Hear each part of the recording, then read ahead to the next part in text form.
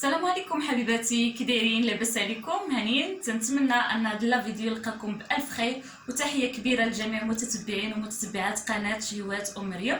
واليوم ان شاء الله غادي نشارك معكم واحد الجينواز اللي هي غزاله. في الحقيقه اش غنقول لكم، هي راهي كيكه، ولكن الا شفتوها راه غتقولوا لا جينواز. بمقادير اللي هي اقتصاديه وسهله باش غادي تفرحوا بها العائله ووليداتكم. اجيو تشوفوا معايا كيفاش تتجي. حقيقه اش غادي نقول لكم، راها تتجي اكثر من رائعه، وما تقدريش تفرقي بينها وبين الجينواز.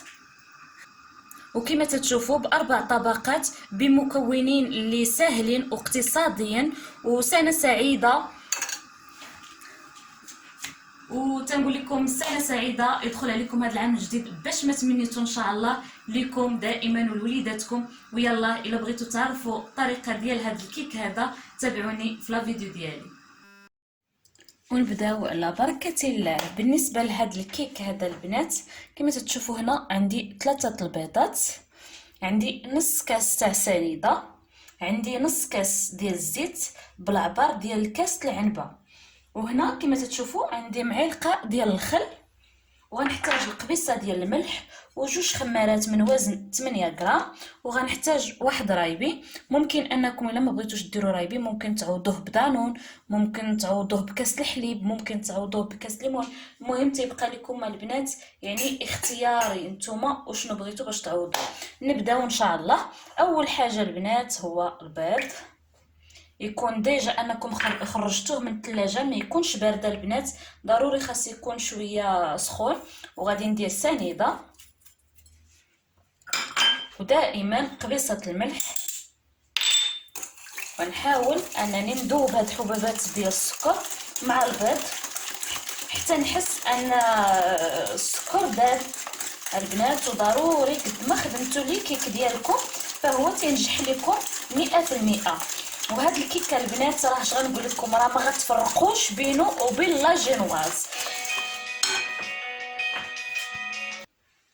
عفوا البنات سمحوا لي، تنخدم البيض مزيان.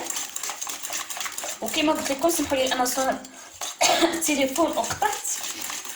هاد لي كيكه البنات راه ما تفرقوش بينه وبين الجينواز. راه في الحقيقه بعد ما تيتفينا ب لاموس ديال الشوكولا راه اش غنقول لكم، راه تيجي اكثر رائع. وفي الحقيقه انا بغيت اليوم نشارك معكم هاد الكيك هذا، لان بزاف تاع الناس الله يحسن العوان اللي ما عندهمش وتيبغيو ضروري انهم يفرحوا وليداتهم. لا جينواز شويه تتقام شويه غاليه، فاختاريت انني نشارك معهم هاد لي كيك باش حتى واحد ما يبقى بلا كيك. يعني كيك يعني بالاشياء اللي متوفره في الدار، ما فيهاش شي صعوبات، ممكن اي وحده ديرها. وكما تشوفوا بعد ما داب لي السكر مع البيض، انا تنهضر معكم البنات وتنخدع. غادي نخوي الزيت، ودائما اليد ما تحركش، ما توقفش على التحراك. دائما الزيت خاصها تخدم وانتوما تتحركوا، لان الزيت شويه صعيبه تخويوها وتكون يديكم واقفه على التحراك. بعد ما يطيب الكيك ممكن انكم تخرجوه من الفران يهبط ليكم، فضروري الزيت تتخوى وانتم تتخدموا. غادي ندير رايبي،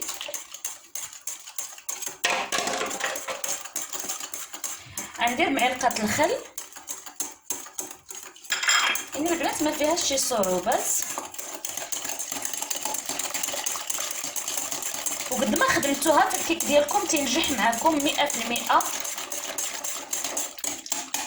صافي كما تشوفوا دابا ساليت من هذا الطراب هذا، فغادي ندير دابا جوج خمارات. يعني تنخدم معكم البنات خطوه بخطوه. دابا ان شاء الله غير الطريقه ديال الكيك، وعاد غادي ان شاء الله باش ندوزو للتزيين ديالها بعد ما طيب. صافي وهانتوما قدامكم انا غادي نعبر الطحين، لان كاين البنات اللي تيقول لك تتجينا شويه ثقيله. بالنسبه للطحين هو اللي تيقدر انه يخسر لكم الكيك. كاين الطحين اللي نوعيه خايبه تتشرب. هانتوما ها الكاس الاول باش نعطيكم المقادير مضبوطه، وها الكاس الثاني. صافي دابا غادي نحرك بالسطاتي ديالي، ودائما البنات يعني في جهه واحده وكا تتلعبوا بها حتى حتى يندمج الطحين مع الخليط السائل. وكما تشوفوا البنات انا دائما قبل ما تنبدا دائما تنصاوب المول فاش غادي نخدم وتنشعل الفران، ودائما الفران يكون البوطه ناقصه يعني ما تكونش مجهده بزاف باش الكيك ديالكم يطلع ويصدق لكم ويطيب لكم من الداخل مزيان. صافي البنات غنكتفي يعني بجوج كيسان ديال الطحين، ما غادي نزيد حتى حاجه. صافي كما تنشوف انا الخليط ديالي هو هذاك هانتوما. صافي غادي نحاول دابا غير نخلط مزيان ودائما في اتجاه واحد، يعني كيك عادي اللي كما قلت لكم ودائما مع التكرار ان المقادير متوفره في الدار، حتى حاجه ما صعيبه. صافي ها الخليط ديالي وجد صافي هانتوما. وغادي نجيب لاطا فاش غادي ندير انا حيت ما عنديش البنات يعني لاطا اللي مربعه صغيره، عندي غير شويه كبيره، فغادي نخدم غير بهذا المول كما تتشوف. درت الورق الخاص بالطهي صافي تنفرغ هذا الخليط هذا. ومن الاحسن البنات الا كانوا هاد المقادير بحال هكا حاولوا انكم ما ديروش شي مول اللي هو صغير، يكون شويه كبير باش راه كيما قلت لكم باش ما تفرقوش ما بين الكيك وما بين الجينواز. يعني هاد الكيك اللي شاركت معكم اليوم والله العظيم دابا تشوفوه ان شاء الله، واكيد الا جربتوه غادي يعجبكم بزاف، ما تحقروش تقولوا يعني مقادير اللي هي بسيطه وما غاديش يجي زوين. والله العظيم لا تيجي لذيذ بزاف، لان ماشي اول مره نصاوبو، راه تنصاوبو ديما، واليوم بغيت نشارك معكم لانه في الحقيقه ساهل وبزاف الناس اللي تجيهم صعوبه شويه في الجينواز. فانا داكشي علاش اختاريت هذا الكيك هذا نشاركو معكم اليوم باش كلشي يفرحوا وليداتو. صافي تنحاول انني نحل هذا الخليط هذا على اللاطه ديالي كامله، انا ما بغيتش تجيني الكيكه مرفوخه بزاف باش قلت لكم راه ما تفرقوش ما بينها وبين الجينواز. هانتوما حبيباتي كما تشوفوا انني فرقته على المول كامل. دابا ان شاء الله غادي ندخلها الفران ونرجع لكم بعد ما طيب. وكما تشوفوا البنات ها الكيكه ديالي طابت، خرجتها من الفران كما تشوفوا. دابا ان شاء الله غادي نديرها نيشان في الطبق اللي غادي نفيني فيه، وبالنسبه ان شاء الله غادي نسقيها بواحد كاس الحليب اللي هو دافي. صافي بعد ما هزيتها في المول اللي غادي نقدم فيها تنتقبها البنات بحال هكا بهذه الطريقه هذه، ماشي مشكل تهرس باش قلت لكم راها ساهله وتتبان بحال الجينواز، يعني ما فيهاش صعوبات بزاف. صافي بعد ما تقبتها دابا غادي نسقيها بواحد الكاس حليب اللي هو دافي.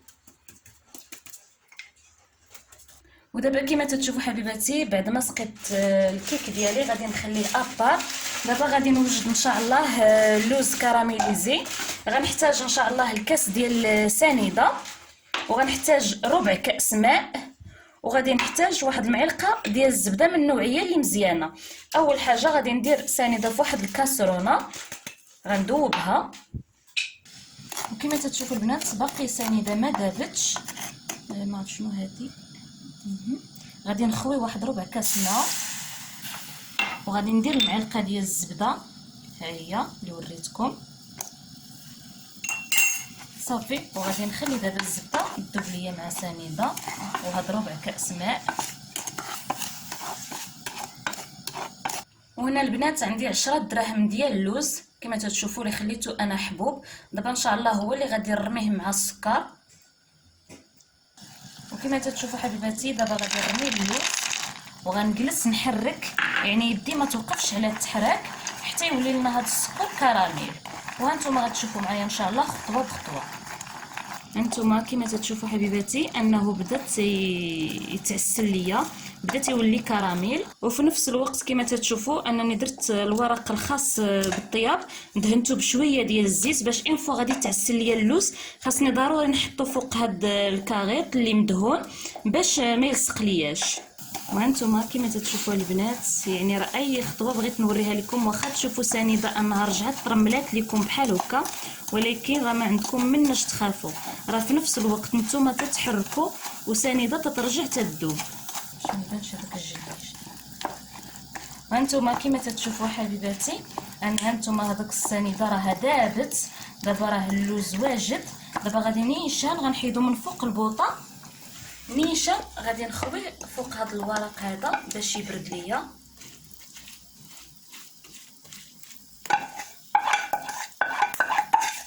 كما تتشوفوا راه تيطرطق، يعني اللوز راه طايب من الداخل باش تجي فيه واحد التقرويشه غزاله. وراه نفس الطريقه البنات اللي بغات تعرف كاوكاو المعسل اللي تيتباعوا في العواشر وفي 27، راه هذه هي الطريقه، غير عوض اللوز ديري كاوكاو، وبغيتي ديري حتى اللوز حتى هو ممكن انك ديريه. صافي دابا غادي نخليه ان شاء الله حتى يبرد ونرجع لكم ما تمشيو فيه. وبما يبرد ليا اللوز البنات، دابا غادي نحضر لاموس ديالي ديال الشوكولا. في هاد الكيكه هذه تنستعمل هاد لاموس الشوكولا هذا لانه بالفعل غزال. بالنسبه غادي ندير فيه غنحتاج الساشيه ديال لاموس وجوج كيسان ديال الحليب اللي يكون بارد مزيان من الثلاجه. غادي نخويه كامل الساشيه ديالي. الا ما كانش الحليب بارد البنات راه لاموس ديالكم ما طلع لكمش، لان كاين شكل الفرق ما بين لاموس وكاين لا كريم. الفرق ما بين لاموس ولا كريم فريش. دابا غادي نخوي الحليب كما قلت لكم جوج كيسان اللي يكون بارد. صافي دابا غادي نطلع لا كريم ديالي.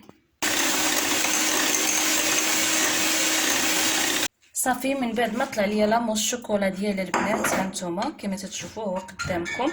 صافي دابا غادي نخليه هو واجد عندي بما نمشي نرجع اللوز.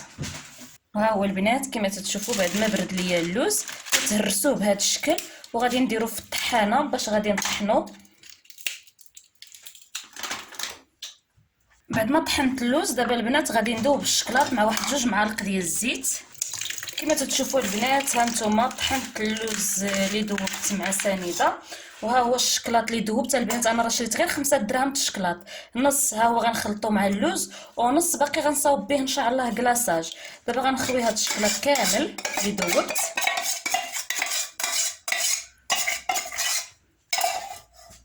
صافي وغادي نخلطو بهذا الشكل هذا مع اللوز، حيت هذا هو الطبقه الثانيه اللي غادي ندير فوق الكيك ديالنا.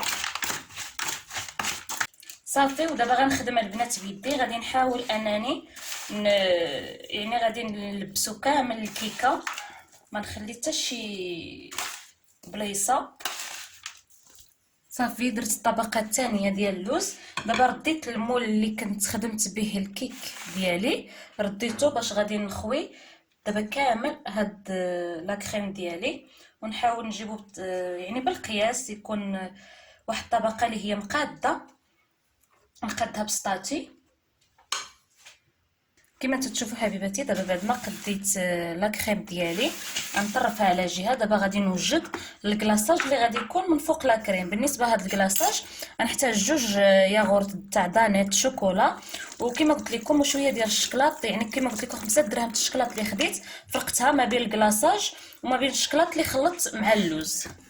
بعد ما ذوبت الشكلاط البنات مع 3 المعالق ديال الزيت دابا غادي نخوي دانيت ديالي تاع ليا الشوكولا وغادي نضيف ليه واحد نص كاس ديال الحليب دافي حتى هو، وغادي نحرك مزيان حتى تولي ليا واحد الكاناش اللي زويون. ها هو الكاناش ديالنا البنات واجد كما تتشوفوا تتحركوه مزيان باش كلشي يندمج.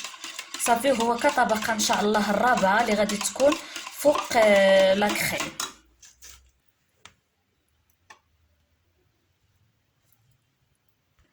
وهذا هو الطبق النهائي البنات ديال الكيكه اللي على شكل جينواز. في الحقيقه ما تفرقوش بينها وبين لا جينواز، يعني راها تتجي غزاله. ومن هذا المنبر تنقول لكم سنه سعيده يدخل عليكم هذا العام الجديد باش ما تمنيتوا ان شاء الله واللي حبيتوها بخاطركم نتوما وعائلتكم ووليداتكم. وتنتمنى هذا الفيديو ينال اعجابكم وما تنساوليش البنات لي لايك وما تنساوش لي كومونتير زوينه. ويلا مسلمه عليكم في فيديو اخر ان شاء الله.